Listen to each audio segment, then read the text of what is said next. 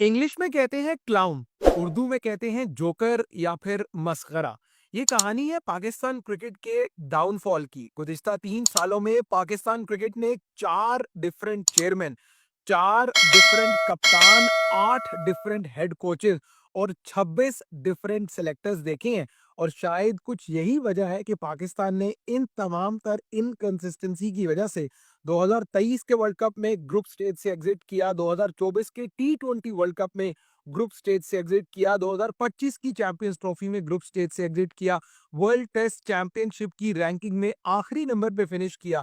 पिछले 3 सालों में पाकिस्तान को आयरलैंड, अफगानिस्तान, जिम्बाब्वे और यूएसए जैसी टीम्स के अगेंस्ट शिकस्त का सामना करना पड़ा है। और जब आप अपने सिस्टम में इस कदर इनकंसिस्टेंसी रखेंगे तो भाई फिर आप छोड़ दीजिए ये सोचना कि आप किसी आईसीसी टूर्नामेंट, जीतना तो दूर की बात है, आप आईसीसी टूर्नामेंट के सेमीफाइनल या फाइनल तक भी क्वालिफाई करेंगे। जेसन गिलेस्पी का शुमार इंटरनेशनल क्रिकेट के बड़े कोचेस में होता है। पाकिस्तान ने उन्हें बहुत बुलंदो बाला दावों के साथ अपनी रेड बॉल टीम का कोच रखा।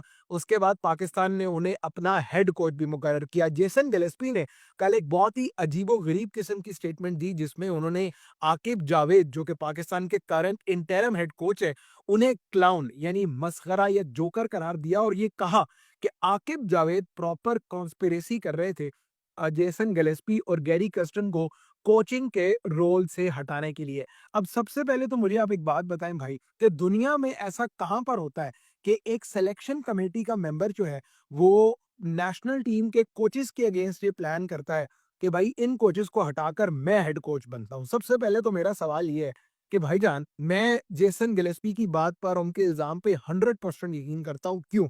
क्योंकि सबसे पहले जेसन गिलेस्पी को पाकिस्तान ने बनाया अपना रेड बॉल का कोच। फिर जैसे-जैसे 1-2 मैचेस हारे, पाकिस्तान ने उनसे सारे इख्तियारात ले लिए।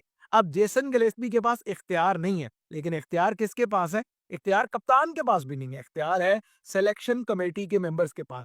यानी दुनिया में ऐसा कहीं नहीं होता भाई कि प्लेइंग 11 कप्तान की मर्जी से नहीं बन रही। पाकिस्तान में ऐसा होता है कि प्लेइंग 11 कप्तान नहीं बना रहा, सिलेक्शन कमेटी के मेंबर्स बना रहे हैं। बट ऑल इन ऑल ये बहुत ज़्यादा एम्बैरेसिंग सूरत-ए-हाल है भाई, कि पाकिस्तान क्रिकेट में हम ना प्लेयर्स को ठीक तरह ट्रीट कर पाते हैं, ना हम कोचेस को ठीक तरह ट्रीट कर पाते हैं। हमारे पास मिकी आर्थर आए, ग्रांट ब्रैडबर्न आए, हमारे पास जो है वो बाकी गैरी कर्स्टन आए, जेसन गिलेस्पी आए इन द रिसेंट टाइम।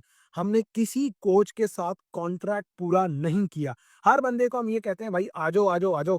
जब एक आध मैच हारते हैं, एक आध सीरीज़ हारते हैं, तो आप उन्हें निकाल के बाहर कर देते हैं। भाई हमारा आपके साथ ताल्लुक खत्म है। आप अपने रास्ते जाएँ, हम अपने रास्ते जाएँ। और शायद यही वजह है कि गैरी कर्स्टन, जिन्हें पाकिस्तान जब लेकर आ रहा था as a white ball coach, तो कहा गया कि ये दुनिया के सबसे बेहतरीन ओडीआई फॉर्मेट के कोच हैं। And guess what? पाकिस्तान ने उनकी कोचिंग में एक भी ओडीआई मैच नहीं खेला। अंदाज़ा लगाइए इस सितम ज़रीफ़ी का कि किस तरह पाकिस्तान क्रिकेट का सिस्टम इनकंसिस्टेंसी के साथ चलता है। और जब तक आप अपने क्रिकेटिंग सिस्टम में मुस्तकिल मज़ाजी नहीं लाएँगे, आप भाई जितने आप सईद अनवर को ले आएँ, वसीम अकरम को ले आएँ, वकार यूनिस को ले आएँ, वैसे तो ख़ैर इनके एरा में भी हमने कोई इतने बड़े जो हैं वो आईसीसी के टूर्नामेंट नहीं जीते हुए। लेकिन अगर आप कंसिस्टेंसी नहीं लाएँगे अपने क्रिकेटिंग सिस्टम में, तो मेरे भाई कुछ भी नहीं हो सकता। आप किसी भी लेवल पर कामयाब नहीं हो सकते। तो ये गुज़िश्ता 1 आध दिन से ये जेसन गिलेस्पी वाला मामला बहुत ज़्यादा गर्म चल रहा है, ज़ेरे बहस चल रहा है कि किस तरह उन्होंने ये पोस्ट किया कल सोशल मीडिया पर, इंस्टाग्राम पे लगाया कि पाकिस्तान क्रिकेट में उनको बिट्रे किया गया, उनके साथ इस किस्म का सलूक किया गया। और ऑब्वियसली आप एक अच्छा शगुन जो है वो नहीं छोड़ते। अब आपको लगता है कि दुनिया का कोई बड़ा फॉरेन कोच जो है वो आपकी कोचिंग एक्सेप्ट करेगा? पाकिस्तान की कभी कोचिंग में आप किसी बड़े कोच को देखेंगे? हरगिज़ नहीं। भाई ये फॉरेन कोचेज़ जो होते हैं, इन्हें पैसे से ज़्यादा, ठीक है, पैसा सबको प्यारा है, आपको भी है, मुझे भी है। लेकिन इन फॉरेन कोचेज़ को अपनी इज़्ज़त जो है वो बहुत ज़्यादा प्यारी होती है। और ऑब्वियसली इनकी रिप्यूट है, ये दुनिया भर में बड़ी टीम्स की कोचिंग करते हैं। तो आप कभी भी नहीं देखेंगे अब कि यार कोई बड़ा कोच जो है वो पाकिस्तान की कभी आकर कोचिंग करेगा। और मुझे लगता है, मतलब आई पर्सनली थिंक कि पाकिस्तान क्रिकेट को ये जो ब्यूरोक्रेटिक सिस्टम है ना, इससे बाहर निकलना होगा। कि क्रिकेट के फैसले वो लोग ले रहे हैं जो सियासी फैसले लेते थे। फॉर एग्जांपल कहीं इलाके में कोई एक्सीडेंट हो गया, तो क्या करता है चीफ मिनिस्टर? सबको मुअत्तल कर दिया, सबको सस्पेंड कर दिया। आजकल आपका क्रिकेटिंग सिस्टम भी ये चल रहा है। टीम एक आध सीरीज हार गई, एक आध टूर्नामेंट हार गई, सबको निकाल दो, सबको बाहर कर दो। ऐसे थोड़ी दुनिया चलती है भाई।